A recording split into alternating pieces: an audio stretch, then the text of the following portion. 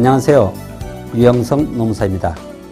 근로자 필수 노무 상식 중 오늘은 근로관계 종료에 대해서 함께 공부하도록 하겠습니다.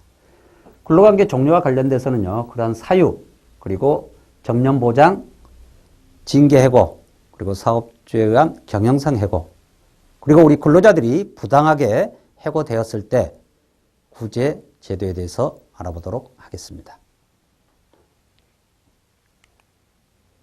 자, 근로관계 종료 사유는요, 크게 자연면직과 의원면직, 그리고 해고, 이렇게 구분해 볼 수가 있겠습니다. 자연면직이라는 것은 말 그대로요, 자연적으로 면직된다는 건데, 근로자의 어떤 행위가 필요가 없습니다. 사용자의 행위도 필요 없습니다. 물론, 사용자는 면직 조치라는 게 필요하겠죠. 근데 사유는 근로자가 사망했을 때, 또는 정년에 도달했을 때 우리는 사직서를 쓸 필요가 없다는 겁니다. 그리고 사용자의 사유로서 폐업이 됐다. 이 경우는 근로자들은 해고가 아닙니다. 해고가 아니고요. 사용자의 폐업이기 때문에 자연면직으로 본다는 거죠. 그리고 근로계약 기간이 만료되었을 때도 자연면직으로 봅니다. 이 계약기간은요, 근로계약기간입니다. 그래서 연봉 계약기간은 여기에 해당이 아닙니다. 두 번째, 의원면직입니다. 원했다는 거죠. 그에 따라서 면직 조치를 했다는 건데요. 근로자가 자발적으로 사직서를 제출했다. 또는 사직 의사를 표명했다. 이 사직 의사를 좀 명확히 하기 위한 것이 사직서죠. 그래서 사직서를 작성하지 않더라도 이 사직 의사만 표명하더라도 사직에 의사표현으로서 효력이 있습니다.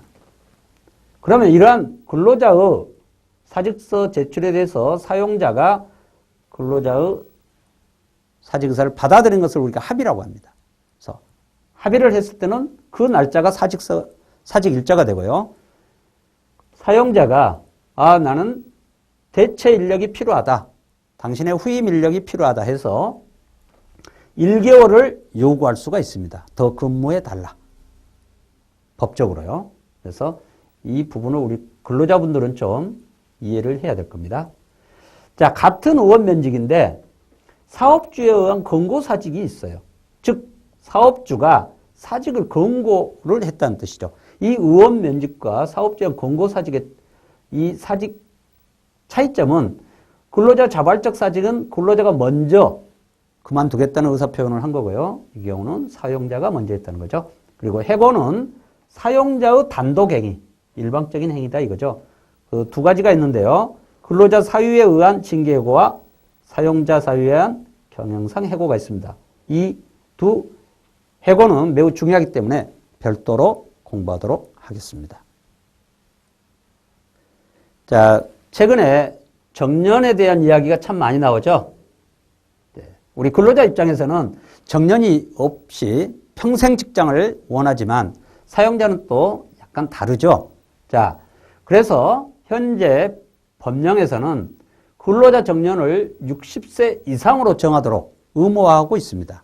그래서 만약 60세 미만으로 정할 경우에는 60세로 간주를 한다. 즉 60세로 본다는 뜻입니다.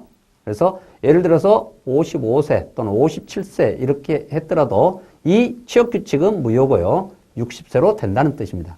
그런데 이 법령은 시행일이요. 2016년 1월 1일 이때 시행되는데 상시근로자 300명 이상 사업장과 공공기관은 2016년 1일이고요. 300명 미만 사업장과 국가 및 지방자치단체에 대해서는 2017년 1월 1일까지 기다려야 된다는 겁니다. 다만 이러한 정년 보장을 시행하기 위해서는 사업주 및 근로자 대표는요, 임금체계 등 필요한 조치를 해야 되고 고용노동부는 고용지원금, 컨설팅 등을 지원하도록 규정하고 있습니다.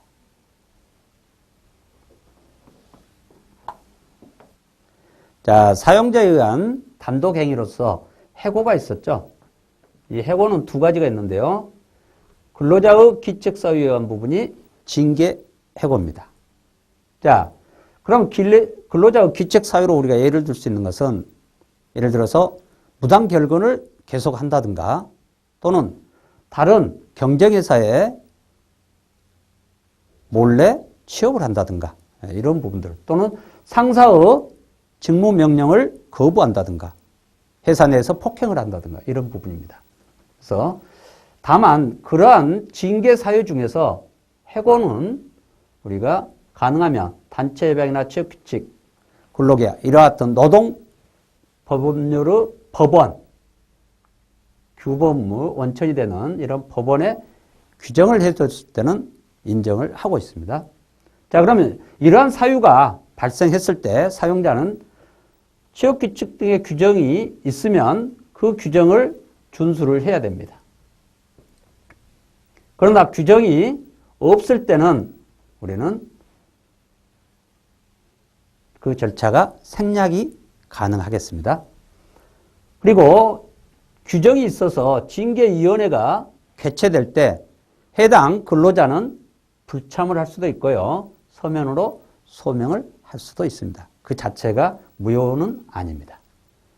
자, 그러면 이제 이러한 징계 절차를 거쳐서 근로자를 징계를 해야 되는데 양정이라는 것은 어떤 징계를 할 건지 그 징계의 경중을 따지는 거죠. 그래서 세 가지 원칙을 우리는 정하고 있습니다.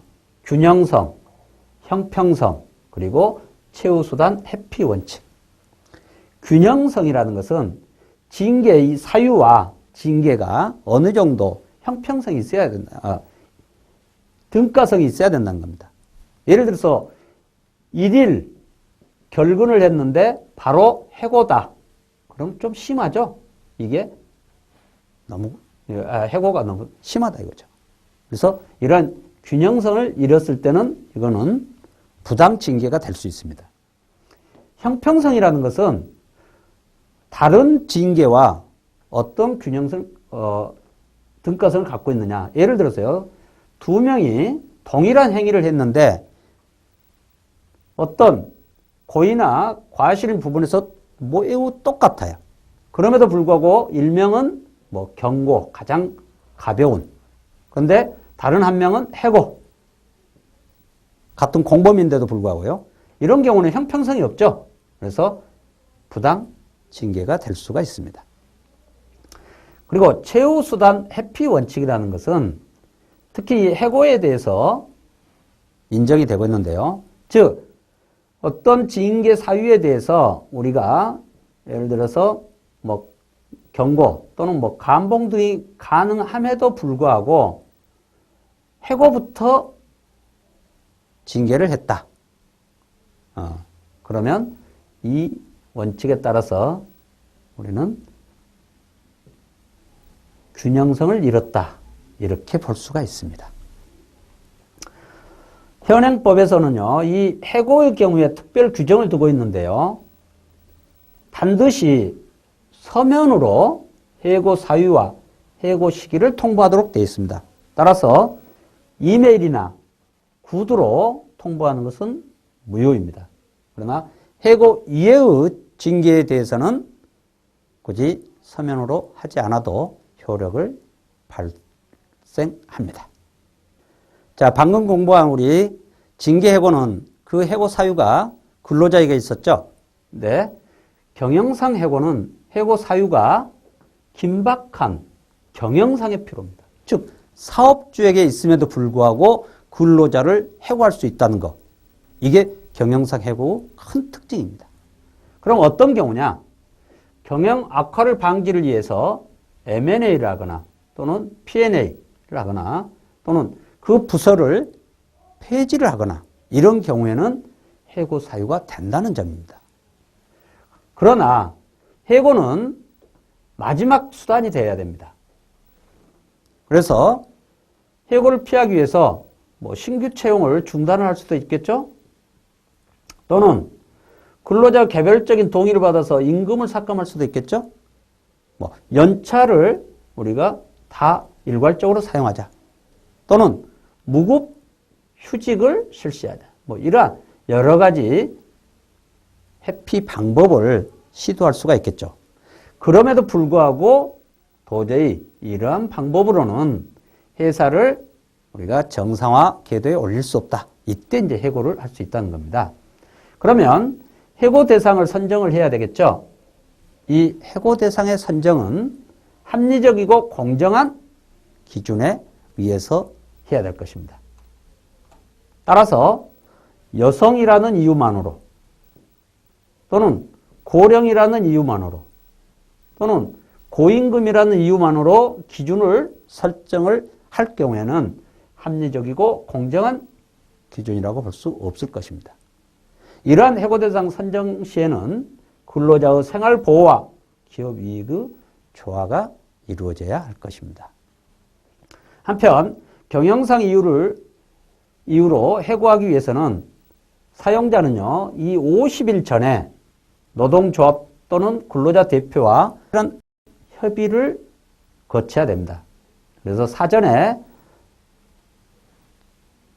노동조합이나 근로자 대표에게 알려주고 이러한 내용에 대해서 협의를 이루면 될 것입니다. 그래서 이러한 절차에 의해서 이제 해고가 이루어졌다고 하고요. 그런데 해고를 하고 경영이 어느 정도 정상화가 됐다.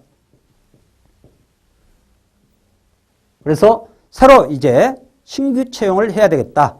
그럴 경우에는 사용자에게 의무가 부여되고 있습니다. 즉, 해당 업무에 해고자와 동일한 업무를 하는 그러한 근로자를 우리가 신규 채용, 이 정상화 때문에 신규 채용할 때는 그 해당 근로자가 원할 경우에는 우선적으로 재고용을 해야 합니다. 자, 해고는 두 가지가 있었죠. 근로자 규칙서에 의한 징계해고, 그리고 사용자의 경영상 악화를 방지하기 위한 경영상 해고. 어느 경우든 근로자가 부당하게 해고를 당했을 경우에는 구제 제도를 마련을 하고 있습니다. 자, 그러면 내가 부당하게 해고를 당했다고 생각하는 우리 근로자는요, 해고일로부터 3개월입니다. 그래서 이 3개월은 제척기간입니다. 시효가 아니기 때문에 이 3개월이 어떤 이유로든지 지나가면 노동위원회에 신청할 수가 없기 때문에 우리 근로자는 부당해고를 당한 그 해고일로부터 가능한 한 빠른 시일에 노동위원회에 신청을 해야 됩니다. 그러면 노동위원회에서는 근로자와 사용자, 이 당사자를 조사를 하고요. 신문도 할 수 있습니다. 또는 이 과정에서 양 당사자의 신청 또는 노동위원회의 직권으로 증인 조사도 가능합니다.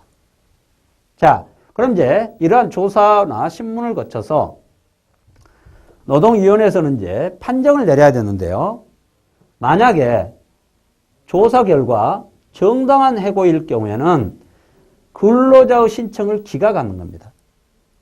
그리고 부당 해고일 경우에는 근로자의 신청이 받아들인 거죠. 그래서 구제 명령을 결정을 내리게 되는데요.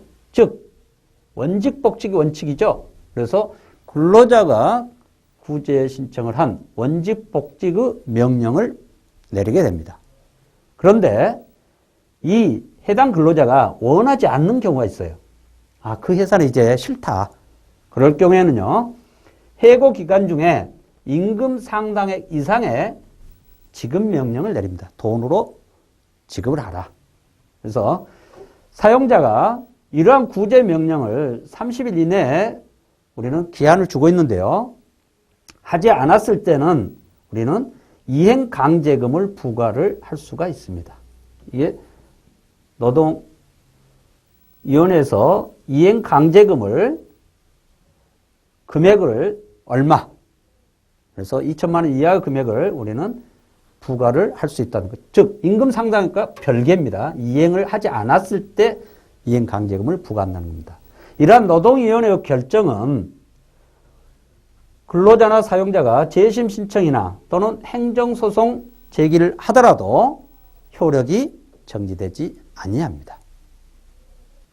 예, 근로자의 부당해고 구제 신청 절차를 한번 개략적으로 알아보면요. 일단 해고일로부터 90일 이내에 부당해고 구제 신청을 지방노동위원회에 신청을 할 수 있죠. 그러면 사용자는 답변서를 제출하고요. 지방노동위원회에서는 신문회의를 통해서 기각 또는 구제 명령을 우리는 내릴 수 있죠. 자, 그러면 이러한 지방노동위원회의 결정에 대해서 중앙노동위에 재심을 신청할 수 있습니다. 이 기간은 10일 이내입니다. 그리고 중앙노동위원회에서도 마찬가지로 결정을 내리게 됩니다. 그러면 그러한 결정에 불복하는 당사자는 행정법원에 행정소송을 제기할 수 있는데요. 받은 날로부터 15일 이내에 우리는 행정소송을 제기할 수 있게 됩니다.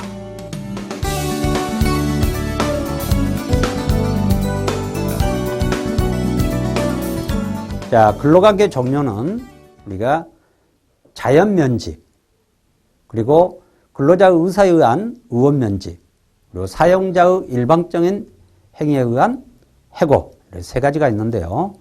특히 해고는 근로자의 의사에 반해서 이루어지는 사용자의 일방적인 단독 행위이기 때문에 근로자에게는 매우 위험한 제도이죠. 그러나 이러한 해고에 대해서는 부당하다고 생각하는 근로자는 부당해고에 대한 구제 제도가 특별히 마련되어 있습니다. 그래서 근로자는 본인이 부당하게 해고를 당한 날로부터 90일 이내에 노동위원회에 부당해고 구제 신청을 할 수 있습니다. 자, 근로관계 종료는 우리가 모든 근로관계에서 마지막이 아름다워야 시작도 다 좋게 보일 것입니다. 특히 해자정리 거자 필반이란 말이 있듯이 만나면 헤어지고 또 가는 자는 반드시 돌아옵니다. 그래서 근로관계 종료는 우리 모두가 끝이 아니라고 생각하는 그런 지혜가 필요하다고 봅니다. 이 과정을 통해서 우리 사용자와 근로자 모두 다시 한번 근로관계 종료를 생각할 수 있는 그런 기회가 되었으면 합니다. 감사합니다.